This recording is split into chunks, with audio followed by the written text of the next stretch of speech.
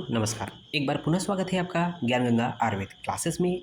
आज हम लोग बात करने वाले हैं रसशास्त्र और भेषज कल्पना के पेपर 1 में चतुर्विध रसायन के अंतर्गत बात करेंगे परपटी कल्पना के बारे में। जैसा कि आप सामने दिख रहा है, परपटी कल्पना अपने आप में एक बहुत ही ज़्यादा इम्पॉर्टेंट कल्पना है। इससे संबंधित बातें आपको आपके प्रॉप के एग्ज़ाम में साथ ही साथ जो भी कॉम्पिटिटिव एग्ज़ाम होते हैं वहाँ पर अक्सर इससे संबंधित प्रश्न पूछे जाते हैं। तो बहुत ध्यान से इसको सुनिएगा, समझिएगा। तो देखिए, सबसे पहले परपटी का परिचय, परपटी कल्पना का परिचय देख लेते हैं कि क्या है परपटी कल्पना के बारे में। देखेंगे, शब्द परपटी जो है परपट शब्द से बना है। परपटी जो शब्द है परपट शब्द से बना है। परपट का जो अर्थ होता है वो पापड़ होता है। तो आप लोगों ने देखा होगा पापड़ बिल्कुल कैसा होता है, चिपटा होता है। तो परपट का अर्थ पापड़ से ग्रहण किया गया है। ओके। परपट जो शब्द है, परपट क्या है, अकारांत पुल्लिंग शब्द है, अकारांत पुल्लिंग शब्द है तथा इसमें ई प्रत्यय, ध्यान दीजिएगा, परपट जो अकारांत पुल्लिंग शब्द है उसमें ई प्रत्यय लगाने पर इसका स्त्रीलिंग परपटी बन जाता है। अब यहाँ पर ध्यान देने की बात है कि जो टर्म परपट, परपटी तथा परपटिका ये तीनों क्रमशः उत्तरोत्तर, क्रमशः मतलब उत्तरोत्तर लघुता के सूचक है। कहने का मतलब कि जो परपट सबसे ज़्यादा उत्तरोत्तर लघुता का सूचक मतलब सबसे ज़्यादा लघु क्या है, परपटिका है। सबसे ज़्यादा गुरु परपट होता है, परपटी मध्यम होती है। ओके। तो ये परपट, परपटी और परपटिका तीनों क्रमशः लघुता के सूचक होते हैं। तो ये टर्म आपको अक्सर मिलेगा, परपट, परपटी, परपटिका। ओके। देखेंगे नेक्स्ट पॉइंट है, आचार्य नागार्जुन ने पारद, गंधक, ताम्र तथा विष द्रव्यों से परपटी निर्माण का उल्लेख किया है। लेकिन बात आती है कि परपटी कल्पना का सर्वप्रथम उल्लेख या वर्णन किस आचार्य ने किस रेफरेंस में किया है। तो ये वेरी वेरी इंपॉर्टेंट है। किसी भी कॉम्पिटिटिव एग्जाम में आपसे पूछा जाता है, एमसीक्यू में आपसे पूछा जाता है या वाइवा में पूछा जाएगा कि परपटी कल्पना का सर्वप्रथम वर्णन आचार्य चक्रपाणी ने 11वीं शताब्दी में, है ना, 11वीं शताब्दी के एक हैं, ठीक है, रचनाकार है, ग्रहणी चिकित्सा में, ग्रहणी चिकित्सा के रेफरेंस में रस परपटी का वर्णन किया है। ग्रहणी चिकित्सा के रेफरेंस में रस परपटी का वर्णन किया है। अब देखेंगे परपटी की परिभाषा, परपटी किसे कहते हैं, डेफिनेशन क्या है। तो रस तरंगड़ी का एक रेफरेंस है छोटा सा, संद्राविता कज्जलिका अग्नि योगात रंभ पलासे चिपटी कृता च रस आगमज्ञ खलु परपटिसा प्रकृतिता परपटिका च सैव। उसके बाद देखेंगे रस रस समुच्चय के अनुसार जो परिभाषा बताई गई है, द्रुतम कज्जलिका मोचपत्री चिपटी कृता च सपोट परपटी स एव बालाध्य अखिल रोगनुत। ध्यान दीजिएगा, बालाध्य अखिल रोगनुत ये रस रस समुच्चय का ये रेफरेंस है। देखिए, कज्जली को अग्नि संयोग करके द्रवित करके केला, पलाश आदि के पत्तों पर फैलाकर उसे चिपटा कर पापड़ सदृश बना लेने को परपटी कहते हैं। ठीक है। रस शास्त्र के आचार्यों ने परपटी या परपटिका कहा है। ठीक है ना। उसको देखेंगे, यह पारद का पोट बंद है। परपटी क्या है, पारद का पोट बंद है। यह बच्चों आदि, तो बालाध्य मतलब बच्चों आदि के समस्त रोगों को नष्ट करती है। पोटबंद क्या होता है, पोटबंद में पारद का में गंधक का प्रयोग सामान्य रूप से बराबर मात्रा में किया जाता है।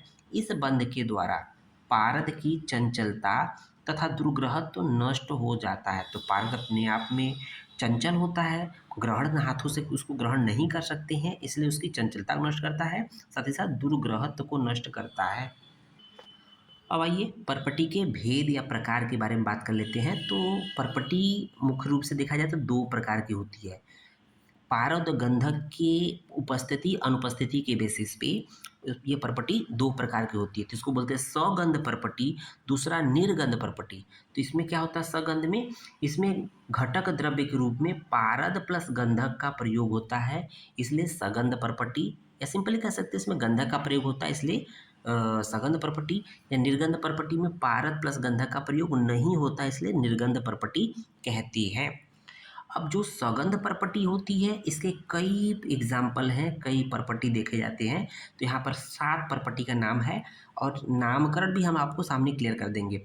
देखेंगे, अगर सिंपल पारद गंधक के द्वारा परपटी बनाई जाती है तो उसको रस परपटी नाम देते हैं, क्योंकि पारद किसका पर्याय है? रस का पर्याय है, ठीक है ना। पारद गंधक के द्वारा जो परपटी बनेगी उसको सिंपल नाम रस परपटी होगा। इसी रस परपटी का प्रयोग आचार्य चक्रपाणी ने ग्रहणी चिकित्सा के अंतर्गत उसको यूज किया था, ठीक है। उसको देखेंगे पारद गंधक के अलावा जिसमें ताम्र हो प्लस वचनाभ हो, उसको हम लोग ताम्र परपटी कहेंगे। ताम्र परपटी में पारद गंधक तो है ही, ताम्र तो है ही, प्लस वचनाभ एक्स्ट्रा है, ओके। उसको देखेंगे, एक होता है स्वर्ण परपटी। तो स्वर्ण परपटी में क्या होगा? पारद गंधक के अलावा स्वर्ण रहेगा, इसलिए स्वर्ण परपटी हो जाएगा। लौह परपटी में क्या होगा? पारद गंधक के साथ जो है लौह भस्म का यूज करेंगे तो उसको लौह परपटी कहेंगे। उसको देखेंगे गगन परपटी। गगन किसका पर है? आकाश का। तो पारद गंधक के साथ अभ्रक अर्थात गगन का प्रयोग करेंगे। अभ्रक मतलब आकाश, ठीक है ना, उसको गगन परपटी कहेंगे। उसको देखेंगे बोल परपटी किसे कहेंगे? कि पारद गंधक के साथ बोल का प्रयोग होगा तो उसको बोल परपटी कहेंगे। और पंचामृत परपटी किसे कहेंगे? कि पारद गंधक के साथ लौह भस्म, अभ्रक भस्म और ताम्र भस्म का प्रयोग करेंगे तो इसको पंचामृत परपटी कहते हैं। इसको याद कैसे करेंगे? पीजी लाट।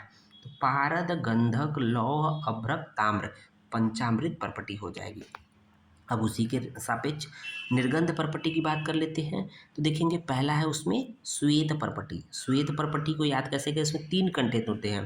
देखेंगे कि सूर्य छार या इसको हम लोग कलमी सोरा कहते हैं, प्लस स्फटिका जिसको हम लोग फिटकरी कहते हैं, प्लस नौसादर। 3 कंटेंट होते हैं, ठीक है। अब इसको याद करना श्वेत छार, श्वेत परपटी को याद कैसे करेंगे? कफन। तो कफन कैसा होता है? कफन श्वेत वर्ण का भी होता है, ठीक है ना, सफ़ेद कफन होता है। तो क हो जाएगा कलमी सोरा, फ हो जाएगा फिटकरी और न हो जाएगा नौसादर, ठीक है ना। तो ये हो जाएगा कफन श्वेत परपटी हो जाएगा। बाकी दूसरा है मल्ल परपटी, निर्गंध परपटी का उदाहरण है। अब देख लेते हैं परपटी निर्माण विधि, कैसे परपटी निर्माण करते हैं। देखेंगे शुद्ध पारद तथा गंधक की क्या बनाएंगे? कज्जली निर्माण करते हैं, ठीक है। यदि इसमें भस्म डालनी है तो इसे मिलाकर अच्छी प्रकार मर्दन करते हैं। मतलब पारद गंधक की कजली के अलावा अगर इसमें भस्म डालने तो अच्छे से मिलाकर इसका मर्दन करते हैं। और एक लोहे की दरवी, दरवी मतलब होता है कलछुल, दरवी का मतलब क्या था? कलछुल में इस कजली को द्रवित कर लेते हैं। द्रवित करने के बाद केले के पत्ते पर डालकर इसे चिपटा कर देते हैं। यही परपटी निर्माण विधि है, ओके। अब उसके बाद देखेंगे परपटी निर्माण हेतु यंत्र एवं आवश्यक सामग्री। देखेंगे क्या क्या इंस्ट्रूमेंट की आवश्यकता हो, क्या क्या ऑपरेटर्स की आवश्यकता होती है। तो पहला है खल्व यंत्र, दूसरा है लौह दरवी, तीसरा है छोटा चम्मच, चौथा है गोमय या था गोबर, पांचवा है पत्र, कदली पत्र या अन्य पत्र हो जाएगा, छठवां है समतल पिधानक। पिधानक का मतलब होता है ढक्कन, ठीक है ना, मतलब कोई एक चाहे वो बैगुना का ढक्कन हो, जिसका भी ढक्कन बड़ा सा ले लेंगे। सातवां है घृत तैल अर्थात स्नेह और आठवां है अग्नि। एक एक करके देखेंगे किसकी क्या यूटिलाइजेशन है। देखेंगे खल्व यंत्र। खल्व यंत्र क्या है? पारद गंधक की कज्जली निर्माण इस खल्व यंत्र के माध्यम से करते हैं, ठीक है। और ये जो खल्व यंत्र होता है ये लोहे का या पत्थर की द्रोणी के आकार की बनी होती है। द्रोणी मतलब नाव, ठीक है, कुछ नाव के आकार की ये खल्व यंत्र होती है। लौह द्रवी दूसरे नंबर पे लौह द्रवी है। तो कजली को द्रवित करने हेतु जब कजली बन जाती है तो उसको पिघलाने के लिए मतलब कलछुल लेंगे ना, तो उसको जैसे घी डाल देते हैं ठंडी में तो पिघल जाता है कलछुल में, उसी तरह से कजली को भी जब डालेंगे तो पिघल जाएगी, ठीक है। तो इसलिए लौह द्रवी का प्रयोग करते हैं। ये जो लौह द्रवी लौह पात्र या ताम्र की बनी होती है, ओके। तीसरा पॉइंट है छोटा चम्मच। छोटा चम्मच की क्या आवश्यकता है? कि द्रवित कजली को जब कजली कलछुल में द्रवित हो जाएगी को चलाने हेतु, उसको भी तो चलाने के लिए एक छोटा सा चम्मच चाहिए, हेतु तथा उसे एकत्र कर कदली पत्र पर डालने हेतु चम्मच का प्रयोग किया जाता है। चौथा है गोमय अर्थात गोबर, ठीक है ना। परपटी निर्माण हेतु द्रवित कजली को गोबर पर ही गिराकर उसे दबाने का उल्लेख शास्त्रों में मिलता है, ठीक है। आगे और क्लियर हो जाएगा कि जो गोबर है मतलब एक तरह से सबसे नीचे क्या रखेंगे? पत्र रखेंगे, उसके ऊपर गोबर रख देंगे, ठीक है, किस इस तरह से नेक्स्ट देखेंगे पत्र। तो परपटी निर्माण में परपटी को गोमय से सीधा संपर्क से बचाने हेतु, भाई पत्र लेंगे तो गोबर के ऊपर सीधे परपटी को नहीं डालेंगे, पहले गोबर रखेंगे, उसके ऊपर पत्ता रखेंगे, ठीक है। तो क्या कर रहा है, परपटी निर्माण में परपटी को गोमय से सीधा बचाने, संपर्क में से बचाने हेतु विभिन्न प्रकार के वृक्षों के पत्र का प्रयोग किया जाता है। उसमें सबसे मुख्य रूप से देखा जाए तो सामान्य रूप से कदली अर्थात केले का पत्ता, क्योंकि लंबा चौड़ा होता है, लंबा लंबा। उसके साथ साथ अगर नहीं है तो पलाश पत्र, कमल का पत्र, नागबल्ली पत्र इत्यादि पत्र का उपयोग किया जाता है। अब देख लेते हैं समतल पिधानक अर्थात जो ढक्कन होता है अथवा थाली, ठीक है ना। द्रवित कजली को गोमय अर्थात गोबर पर रखे कदली पत्र पर डालकर उसके ऊपर दूसरा कदली पत्र रखकर दबाने के परिणाम स्वरूप परपटी का निर्माण होता है। और स्नेह की क्यों आवश्यकता पड़ती है, परपटी निर्माण के दौरान कजली दरवी में चिपके नहीं, स्वाभाविक सी बात है कि न चिपके, उसके लिए कोई ना कोई स्नेह चाहिए, तथा कजली को जलने से बचाने हेतु स्नेह का प्रयोग करते हैं। जल की आवश्यकता क्यों पड़ती है, तो परपटी निर्माण हो जाने पर स्नेहांश को पृथक करने हेतु, मान लीजिए परपटी में स्नेह का अंश न रहे, उसको अलग करने हेतु उष्ण जल से परपटी का प्रक्षालन कर देते, उसको धुल देते हैं, करना व्यवहार में प्रचलित होता है, ठीक है। तो ये तो हो गया आवश्यक अपरेटस या इंस्ट्रूमेंट। परपटी पाक या निर्माण हेतु अग्नि किस प्रकार की देनी है, तो शास्त्रों में परपटी निर्माण हेतु बदर काष्ठ निर्मित कोयले का प्रयोग, मतलब जो बेर की लकड़ी से निर्मित कोयला होता है उसके काष्ठ में उसके अग्नि से परपटी निर्माण की जाती है। अगला देखेंगे परपटी पाक परीक्षा। तो पाक की दृष्टि से परपटी को तीन प्रकार का बताया गया है।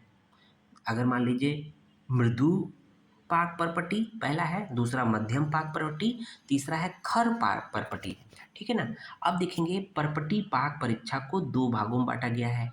तो एक ये है कि पाककालीन परीक्षा, दूसरा है पाक पश्चात परीक्षा।